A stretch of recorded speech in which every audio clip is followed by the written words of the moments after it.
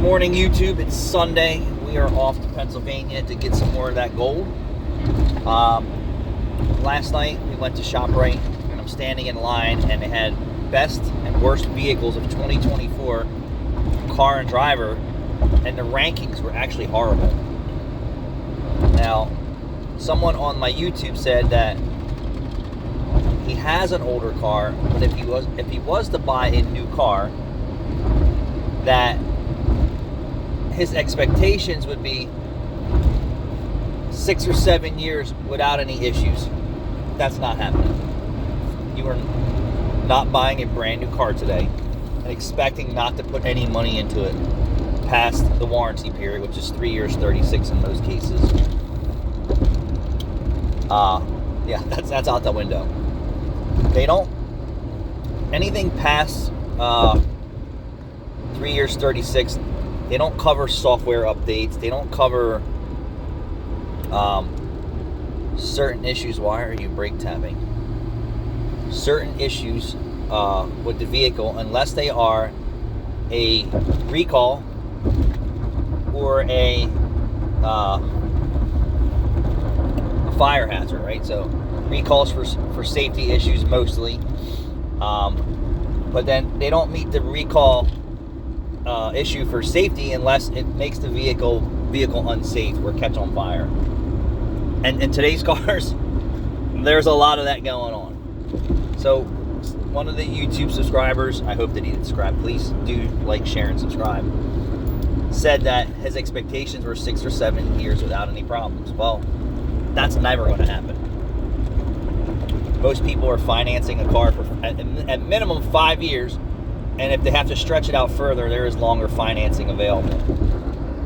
And around 36,000 miles, if you drive 12,000 miles a year, right? It's pretty much you're driving your car, in the average spectrum of your vehicle. Within those, come on, dude, what are you doing? Get in the lane and go. Driving a Farfanugan Volkswagen. And now he wants to go. And then I get behind him, so he doesn't want to go. So within the first 3 years and 36,000 miles, you were going to need at least tires if it's a sport tire equipped vehicle, for one. Then you're going to need a wheel alignment. Then you're going to need a 30K service, which most of the time isn't covered. And if you weren't nipping away at the maintenance as you reached the 3 year, 36,000 mile mark, air filter, cabin air filter, things like that. Like you could do your diff services early, you could do your trans service. You can do all those services early and avoid a big whopping at the dealership manufacturer's recommended time frame, which is not the Bible. If you follow that, your car's going to even have more problems. Not including GDI services that they don't talk about, fuel injection services they don't talk about. And you're like, oh, well, I buy Honda and they're so reliable. No. You can just do a quick Google search and see that Honda is one of the most unreliable vehicles, present vehicles being manufactured within the last 4 years. They've had more fuel injector failure probably than any manufacturer that I know of, next to GM. And this is just based on my experience. So GDI injectors fail. Honda technicians are changing them like out of warranty, in warranty. That just gives you an idea. You think that you're buying a quality vehicle today without buying problems. You're buying problems at the tune of $3, $4, $5, $1,500 a month. My buddy bought a pre-owned Cadillac Escalade with literally no mileage on it. The engine blew up. The dealership put another engine in it. He wound up purchasing it secondhand from the dealership. Dealership certified. And it was in the dealership more than he drove it for electrical issues, drivability issues, shifting issues. And none of the issues were with a warning light, so no warning lights, but just multiple issues. To the point where he just finally said, screw it, I don't want this car anymore. And got rid of it. So I think that was a 2023 Escalade or something like that. just going to buy a new car and not have any problems. That's not how it's going to work. They're just as unreliable as your current vehicle that you own. They still need tires, they still need fluids, they still need wiper blades, they still need filters, maintenance. You are no longer buying a car that they used to produce as a quality vehicle. Toyota and Lexus quality went downhill, Honda downhill, Kia, Hyundai, BMW, you can name them all. All of those cars have went downhill, and April's looking on and what's it say? Best overall is BMW. Oh, that sounds like a lie. And Subaru. I would agree with Subaru. Best reliable, Lexus. Best for new drivers, the Toyota RAV4 is a practical choice for new drivers because it is spacious interior and great fuel efficiency. Best small SUV, the Subaru Forester is a well-rounded small SUV that's comfortable, roomy, and has great visibility. So I would say I agree with Subaru quality. Yeah. Worst overall. Worst overall. We should have here. Is Jeep. Jeep. Worst overall, Jeep. Dodge, Chrysler. Worst reliable is Chrysler. Worst reliable, Chrysler.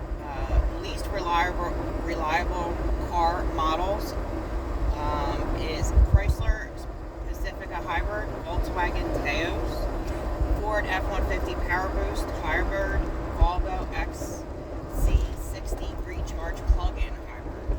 Worst car according to Forbes, the GMC Sierra 1500 is considered the worst car of 2024 by Forbes, who says it's noisy and unreliable. Wow. I'm a little surprised with the GMC. No, so I'm not. And like I said, I would tell you, in my experience, although Subaru isn't the dazzling vehicle, right? It isn't dazzling by, at least by my standards, but a well-built vehicle, absolutely. Did we pass the stadium yet? No. And for Subaru to acknowledge, and I'm just going to say in general, that they had an EGR problem with their newer engine designs, and even their technicians and engineers are like, what the hell, what were you thinking? What did they do? They instantly extended the coverage to the consumer. The customer who owns a car and says, yeah, we know that there's a problem, and we're going to stand behind it above and beyond the warranty for you. Kudos to them. And not because of lack of maintenance, just because of engineering and quality of material issues. So you have engineers building shit that doesn't work, or doesn't work for a long period of time. And that's what you're getting in every car. I show you a Dodge Ram 1500s, 2 years old, cracked exhaust manifolds. So excuse me for 1 second. I want you to show your viewers, because I do believe that this game is home, all the tailgaters. Eagles fans, go Eagles! Yay, Eagles! Oh, you sounded so convincing. Yeah, actually that's coming up. So if you want to see the stadium where the Eagles I'm almost positive it's home. are getting played, April says that they are playing at home. I really don't care. Kickoffs that want to get drunk now. And it's actually a warmer day. Alright, so not to get off subject, stay with us. But anybody who's an Eagles fan is going to want to see this. It is home. Here. I can't pull over and show you all the crazy mother effers out there, but Look at all these people already. go at 10 o'clock in the morning. Go Eagles! Woo! We're tailgating from 95. Woo! Shit. Now what? It's still going. Hold on, because I think they're in Wells Fargo. Wait, Nothing. they tailgate at the Wells Fargo Center too. So Here's some popo. They get their own police services. Look at these crazy mother effers. this is crazy. Party on Wayne, party on Garth. That's crazy. Seriously cuckoo for Cocoa Puffs. I don't know what they put in that green dye, but man, it really brainwashes some of these Eagles fans. Oh my god. Seen it in the cat here. Seeing into the camera is worse. So we're going to do the driving. I'm going to point out cars that I say are excellent built. Boom. Jeep, right there. That era Jeep, excellent built. Nissan Murano, excellent. At least 10 years old. At least 15 years old. Excellent built vehicles. Subaru, always reliable. Toyota, the more that you see 10 and 15-year-old cars on the road, you're going to see reliability. That's why they're still on the road. Buick Regal, crap. Buick hasn't built a decent vehicle in 20 years, in my opinion. If not longer. Toyota, decently built, not brand new. Extremely reliable. Toyota Camry, 10 years old at minimum.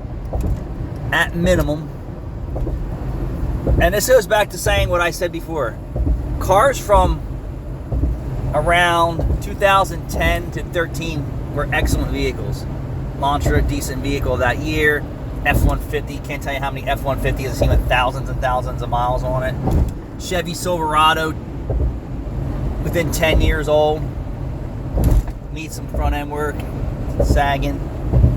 Honda Ridgeline, fantastic vehicle. And like I said, Honda built decent vehicles. Honda has went complete shit. Excellent vehicle right there.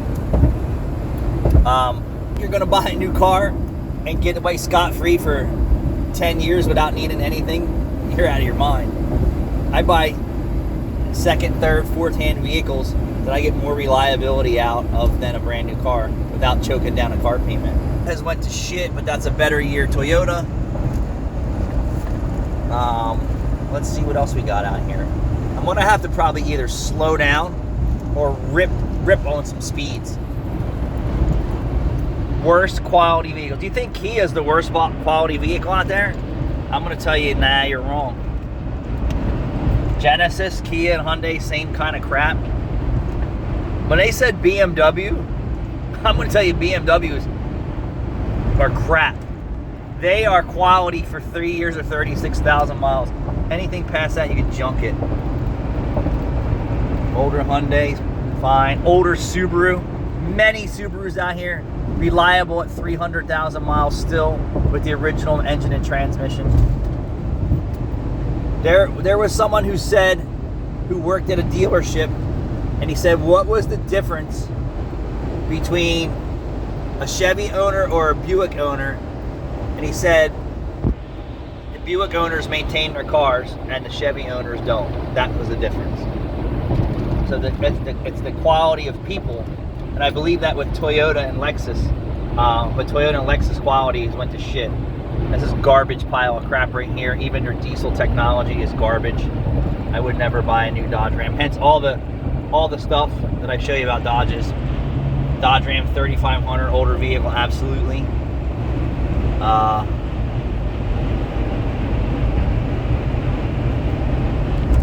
So there you have it. We could do this all day long. Today's vehicles that are produced are absolute garbage, made with more plastic and fragile systems and materials. And what does that tell you? You don't need to be an engineer or scientist to know that if your car is made more of plastic, it's more fragile and prone for failure. You can just go on and on. Excellent vehicle. Now they have their quirks when they start hitting 10 years, 100,000 miles. Toyota, excellent vehicle. Honda, excellent. All these reliable 10-year-old or older vehicles on the road. Newer Subaru, not so new, but new. Another Honda Odyssey, fantastic car. Another Subaru. Hyundai Tucson. These cars are great cars if the customer actually maintained them. Honda Accord, probably one of the best Honda Accords they ever produced. Honda Pilot, excellent vehicle. Honda HR-V, or what is this? Civic good. Subaru again. Chevy, I don't know about the Chevy here. It's hit or miss. Their 3.6 engines are such shit. They're not maintained. Excellent Ford F-150 of that era. I'm surprised there's a Toyota broke down. Toyota Camry, newer Camry, okay, but not so new. It's not brand new. Chevy Traverse, I think they're fairly reliable cars if you actually know how to maintain it. Honda Pilot, fantastic vehicle. So you really argue the facts that you're not buying a new car and expecting the reliability. You're just not doing it, especially if you drive it. If you drive a new car, things wear out fast. High horsepower, low profile tires, shorter treads, requires sooner and more frequent maintenance that you're not being sold when you buy it.